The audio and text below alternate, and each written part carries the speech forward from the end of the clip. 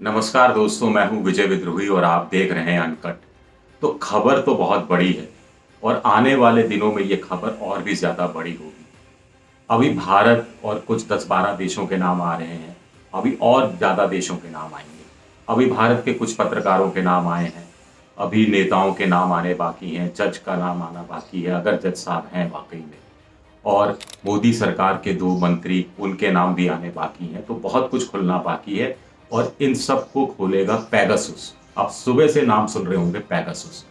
Pegasus दरअसल Greece में एक सफ़ेद घोड़े को कहते हैं, सफ़ेद घोड़ा जिसके पंख हो।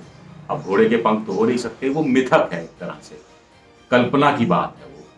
धर्मवीर भारती का भी उपन्यास है सूरज का 7वां घोड़ा, उसमें भी आपने देखा होगा, फिल्म भी देखी होगी। आखिरी में एक सफ़ेद रंग का घोड़ा आता है और जैसे झूमता हुआ आसमान पर आता है, तो उसके पंख भी आप निकाल लीजिए। तो ये जो सफ़ेद घोड़ा है और सफ़ेद पंखों वाला घोड़ा है पेगासुस, इसके माध्यम से जासूसी हो रही है। अब जासूसी कैसे हो रही है ये हम आगे बात करेंगे, लेकिन पहले 2 सबसे बड़े सवाल उठ रहे हैं। क्या मोदी सरकार ये जासूसी करवा रही थी? अगर करवा रही थी तो गंभीर सवाल। क्या कोई विदेशी देश ये जासूसी करवा रहा था? अगर ऐसा कर रहा था तो सब बात और भी ज़्यादा गंभीर हो जाती है। तो इसीलिए इन 2 सवालों के जवाब तो सरकार को देने हैं और जितनी जल्दी दे उतना अच्छा। लेकिन अब ये जासूसी होती कैसे है? दरअसल इज़राइल में एनएसओ नाम की एक कंपनी है, वो लाइसेंस जारी करती है। वो सिर्फ देश के राष्ट्राध्यक्षों से बात करती है, वो किसी इंडिविजुअल से बात नहीं करती, विपक्ष से बात नहीं करती और उनको लाइसेंस देती है। लाइसेंस देने के बाद होता ये है कि अगर आप लाइसेंस ले लेते हैं, तो फिर पेगासस नाम का एक सॉफ्टवेयर है, वो अमल में आता है। आपके मोबाइल पर एक लिंक आएगा, आपने लिंक को क्लिक कर दिया, क्लिक करते ही पेगासस उस आपके मोबाइल में एक स्पाईवेयर डाल देगा, एक जासूस को डाल देगा।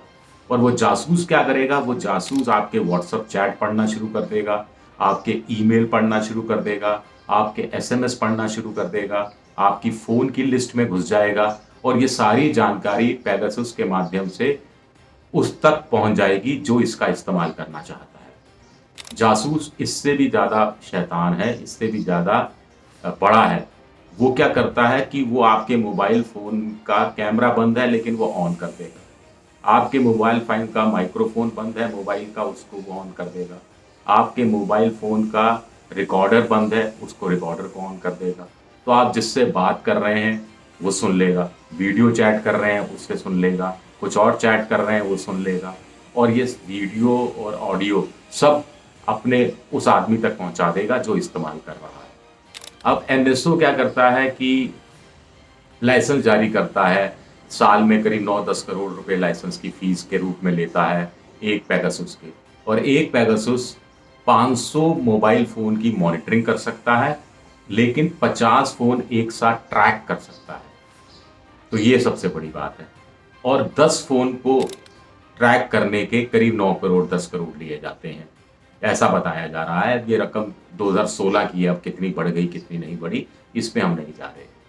लेकिन हंगामा हो रहा है, पूरे देश भर में हंगामा हो रहा है, पूरी दुनिया भर में हंगामा मचने वाला है। अगले 3-4 दिन में और ज़्यादा चीज़ें सामने आने वाली हैं। स्नोडेन, जो कि आपको ध्यान होगा विकीलीक्स वाले थे, उनका तो कहना है ये स्टोरी ऑफ द ईयर है, यानी बहुत से खुलासे होने बाकी हैं। अब बड़ा सवाल उठता है कि अगर मोदी सरकार ये फ़ोन टैप नहीं करा रही थी, कोई विदेशी देश टैप करा रहा था, तो वो क्यों करा रहा था? 2017 और 2019 के बीच में।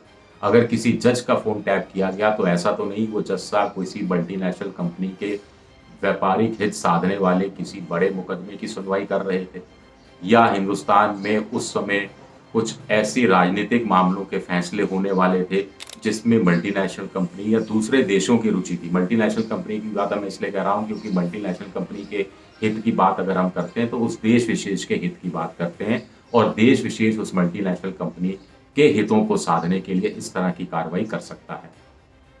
क्या मोदी सरकार के 2 मंत्री कुछ ऐसी बड़े फैसले लेने वाले थे जिससे दूसरे देशों के हित, व्यापारिक हित, आर्थिक हित प्रभावित हो रहे थे?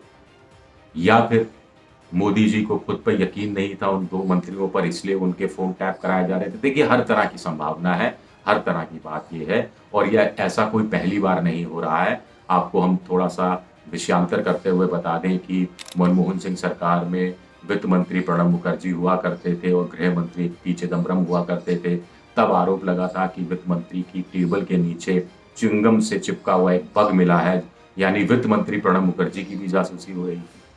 चंद्रशेखर जी की तो सरकार जासूसी के चक्कर में चली गई, कांग्रेस की सरकार, कांग्रेस विपक्ष में थी और कांग्रेस समर्थन दे रही थी बाहर से चंद्रशेखर की सरकार को। राजीव गांधी कांग्रेस के अध्यक्ष थे और राजीव गांधी ने एक दिन अचानक सरकार गिरा दी, क्योंकि कहा गया कि साहब हरियाणा पुलिस के 2 जवान राजीव गांधी के घर के बाहर घूमते हुए दिखाई दिए, वो जासूसी कर रहे थे। एक किस्सा कुलदीप नैयर ने भी अपनी किताब में लिखा है कि इमरजेंसी जब लागू होने वाली थी, इस तरह के अंदेशे जाहिर हो रहे थे, तो उन्होंने जगजीवन राम को फ़ोन किया। जगजीवन राम जी ने फ़ोन नहीं उठाया तो उनके घर चले गए। घर जाकर देखा तो जो फ़ोन उस समय लैंडलाइन ही हुआ करता था और बड़ा फ़ोन होता था, तो रिसीवर उठा के रखा हुआ था।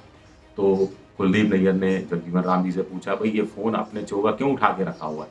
बोला साहब, चोगा मैं इसलिए नहीं रखना चाहता, चोगा रखूँगा तो मुझे बात भी करनी पड़ेगी लोगों से और ना इंदिरा गांधी मुझे लग रहा है मेरी बातें सुन रही है। तो देखिए बात कहाँ तक जाती है।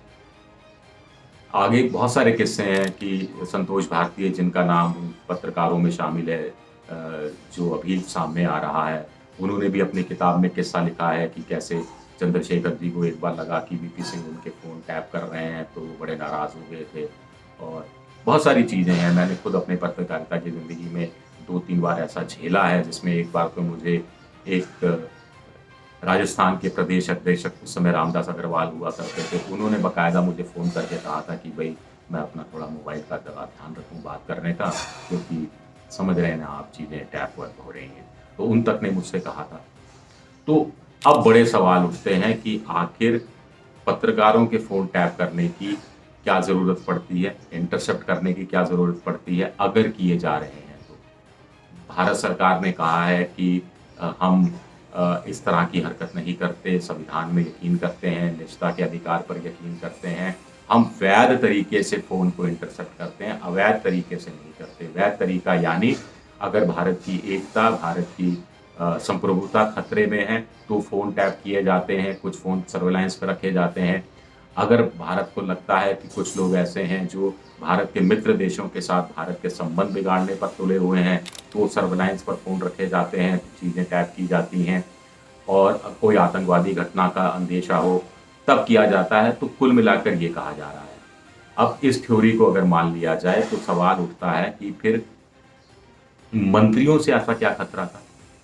जज साहब, जिनका बारे में कहा जा रहा है कि वो सिटिंग जज हैं, लेकिन साथ-साथ ये भी कहा जा रहा है कि वो उस समय वो उस मोबाइल से उस व्हाट्सएप का इस्तेमाल करते थे या नहीं करते थे, ये तय नहीं है, तो ये भी एक चीज़ें हैं। दूसरी जो बात हो रही है कि एक टारगेट होता है कि इतना टारगेट है, इतने फ़ोन टैप करने हैं और इतने वाक़ई में टैप किए। तो ये जो 300 लोगों के नाम आ रहे हैं हिंदुस्तान के, ये सब टारगेट में थे या इन सबके फ़ोन टैप किए जा रहे थे? आज की तारीख में भी फ़ोन टैप किए जा रहे हैं या 17 से 19 तक ही टैप किए गए? क्योंकि अगर 17 से 19 तक ही टैप किए गए, उसके बाद बिल्कुल भी टैप नहीं किए गए, तो भारत सरकार बिल्कुल बच जाएगी। बच इसलिए जाएगी क्योंकि मैं कहीं पढ़ रहा था कि ये जो एनएसओ की जो पेगासस के माध्यम से ये सब काम कराते हैं, वो कहते हैं कि इनका स्पाईवेयर जो कि मोबाइल में घुसा हुआ है, अगर इनके स्पाईवेयर का इस्तेमाल 6 महीने तक नहीं होता है, यानी स्पाईवेयर जो सूचनाएँ भेज रहा है वो कोई मॉनिटर नहीं कर रहा या उसको रिसीव नहीं कर रहा, तो 6 महीने बाद उस मोबाइल में से वो स्पाईवेयर अपने आप गायब हो जाता है, अपने आप खत्म हो जाता है। अगर ऐसा है तो सरकार अपने आप बच ही जाएगी। लेकिन बड़ा सवाल उठता है कि अगर कोई विदेशी देश ये काम कर रहा है, क्योंकि अभी तक ये तय नहीं है कि हिंदुस्तान ने पेगासस खरीदा है या नहीं खरीदा है, ये बिल्कुल साफ नहीं है। 40 देशों को पेगासस बेचा है एनएसओ ने, लेकिन उसमें भारत है या नहीं, ये बात साफ नहीं है। एनएसओ ने जो विज्ञप्ति जारी की है उसमें कहा है कि हम संप्रभुता वाले देश को बेचते हैं। उसमें उन्होंने भारत का नाम कहीं नहीं लिया है कि भारत को बेचा है या नहीं बेचा है। तो किसी भी ऐसे देश को वो बेच सकते हैं जो अपने हित साधने के लिए इस तरह के काम कर रहा हो। अगर ये भी बात ठीक है, तो भी इसकी गहनता से जाँच होनी चाहिए कि भारत सरकार इसका तोड़ क्या निकाल रही है। ये तो और खतरनाक बात है कि कोई विदेशी देश हमारे यहाँ जज हैं, हमारे यहाँ विपक्ष के नेता हैं, हमारे यहाँ सरकार के मंत्री हैं, हमारे यहाँ पत्रकार हैं, हमारे यहाँ बिज़नेसमैन हैं, हमारे यहाँ एनजीओ के क्षेत्र के कार्यकर्ता हैं, हमारे यहाँ सामाजिक कार्यकर्ता हैं, उनके फ़ोन को की सारी बातें वो लोग सुन रहे हैं। ये तो और खतरनाक बात है। ये तो निजता के अधिकार का उल्लंघन तो है ही।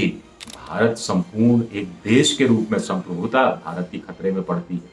तो ये बहुत बड़े सवाल हैं जो उठ रहे हैं और ऐसे बहुत से सवाल उठते भी रहेंगे। अब कहने को तो आसान है कि साहब तुम्हारे समय भी तो होता था। देखो हम बता देते हैं कि तुम्हारे समय में किस-किस के क्या हुआ, क्या हुआ। 2-4 उदाहरण तो मैंने आपको बताई भी है। बहुत आसान है ये कहकर मामले को खत्म कर देना, लेकिन चीज़ें साफ हो जाएँ तो बेहतर रहता है। शुक्रिया आप सबका, बहुत-बहुत शुक्रिया।